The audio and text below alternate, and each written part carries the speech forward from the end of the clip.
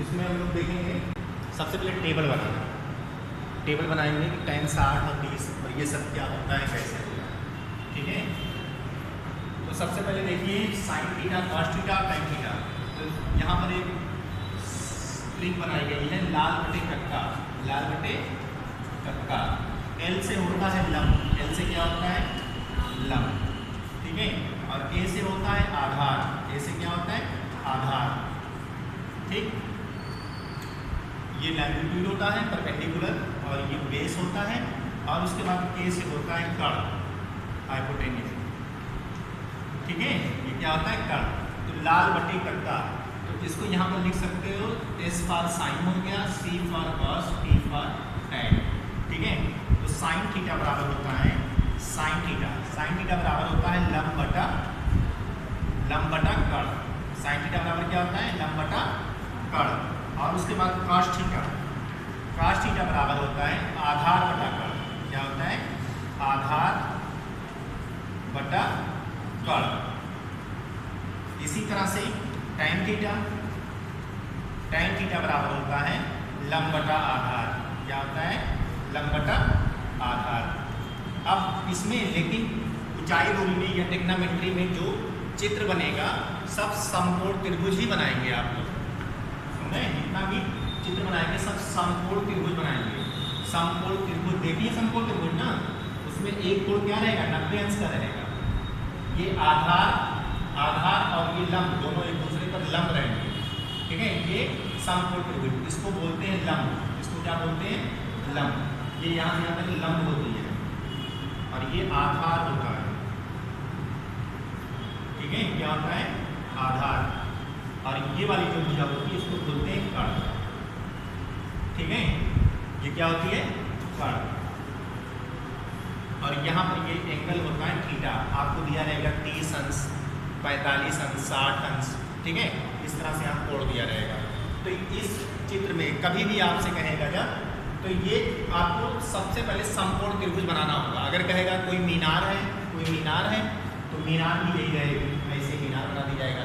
कोई स्तंभ है, स्तंभ भी ऐसे हो जाएगा। कोई खंभा है, वो खंभा भी ऐसे हो जाएगा। कोई पहाड़ है तो ये पहाड़ भी ऐसे होगा। सभी में समकोण त्रिभुज ही बनेगा।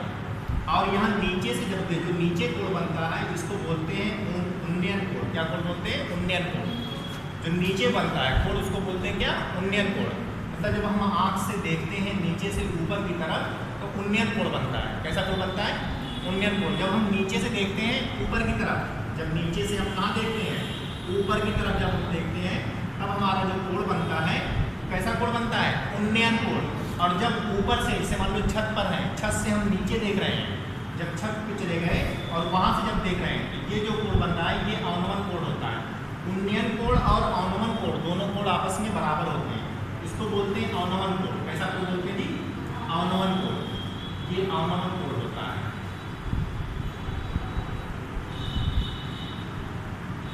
अवनमन कोण। और इसको बोलते हैं उन्नयन कोण।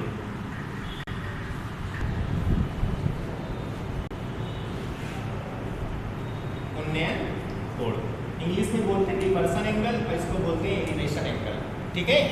तो ये चीज़ें याद रहे। आपसे कहेगा कोई छत से देख रहा है तो अवनमन कोण बनेगा, और कोई जमीन से देख रहा है ऊपर की तरफ तो उन्नयन कोण बनेगा।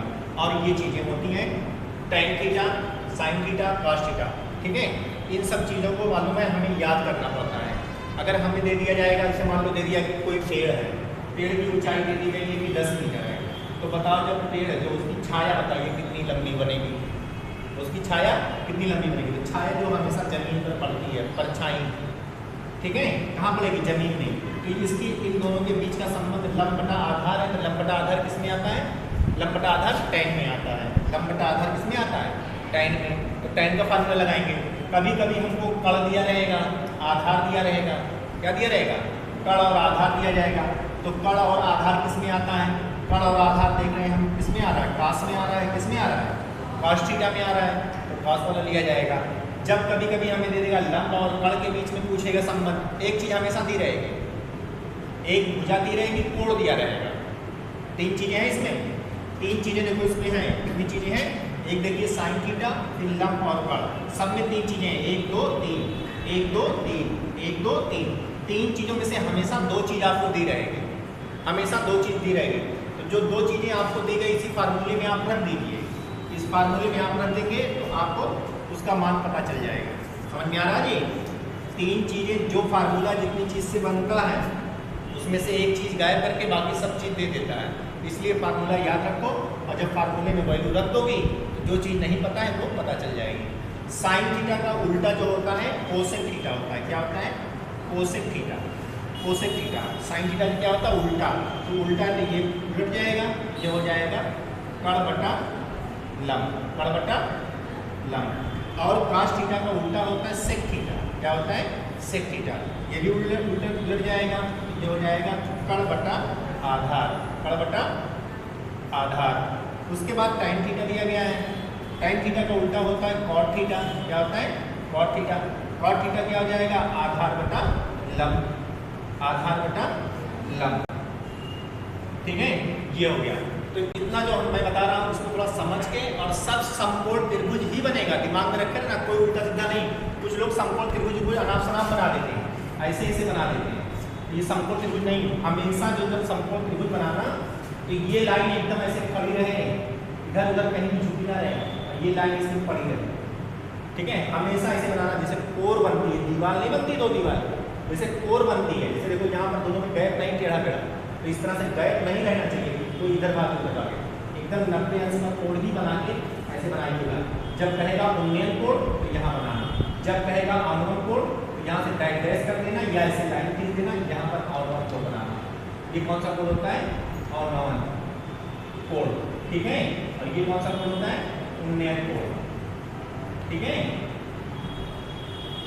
उन्नयन कोण। तो ये याद रखना, जब नीचे से देखेगा उन्नयन कोण, ऊपर से देखेगा अवनवन कोण। ठीक है, इसको जल्दी से करो पहले, फिर आगे मैं बता रहा हूँ। टेबल रहती है, कैसे हम जानेंगे क्या है? तो एक चीज़ और लिख लीजिए, ये सूत्र होता है साइन 90 माइनस थीटा, ये होता है cos theta.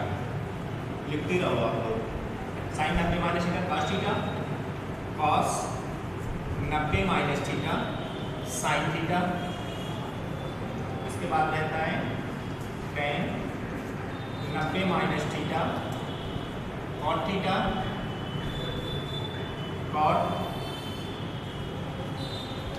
90 minus theta tan theta, sec 90 minus theta cosec theta, cosec 90 minus theta sec theta.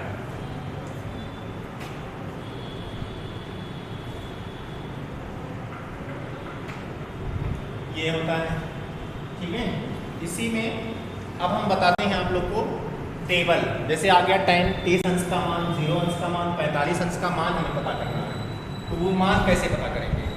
ठीक है, ये लिख लिया सब लोगों ने। तो यहाँ पर हम एक टेबल बनाते हैं, तो गौर से देखना कि कैसे बनती है, फिर उसके बाद खुद बना लेना, तो आपको रटना नहीं पड़ेगा।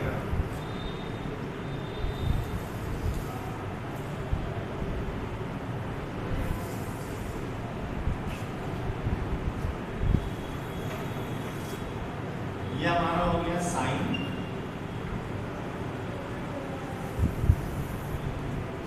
कॉस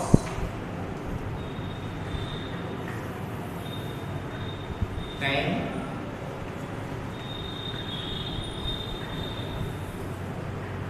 टेन का उल्टा कॉट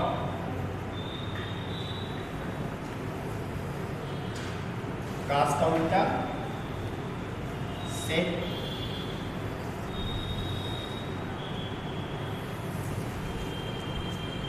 और साइन का उल्टा कोसेक। ठीक है, यहां पर देखिए एंगल रहेगा। ठीक है, तो सबसे पहले हम ले लेते हैं 0, एक लाइन और यहाँ पर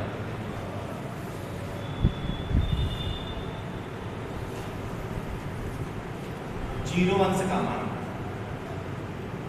30 अंश का मान, 45 अंश का मान, 60 अंश का मान और फिर 90 अंश का मान। ठीक है, यहाँ पर तुम्हें रखना क्या है, ये टेबल देख लो पहले, टेबल कैसे बनी है, कैसे बनाते हैं। सबसे पहले साइन, कॉस, टेन, कॉट, सेक, कोसेक, ठीक है, 6 है ये, ठीक है। और उसके बाद मैंने ये ऊपर एक बॉक्स बना के छोड़ दिया है, ठीक है। फिर 0 अंश, 30 अंश, 45 अंश, 60 अंश और 90 अंश, ये हो गया, ठीक है। तो अब यहाँ पर देखो हम क्या करते हैं, खूब गौर से देखना। यहाँ पर शुरू करते हैं 0/4, 1/4, 2/4, 3/4, 4/4।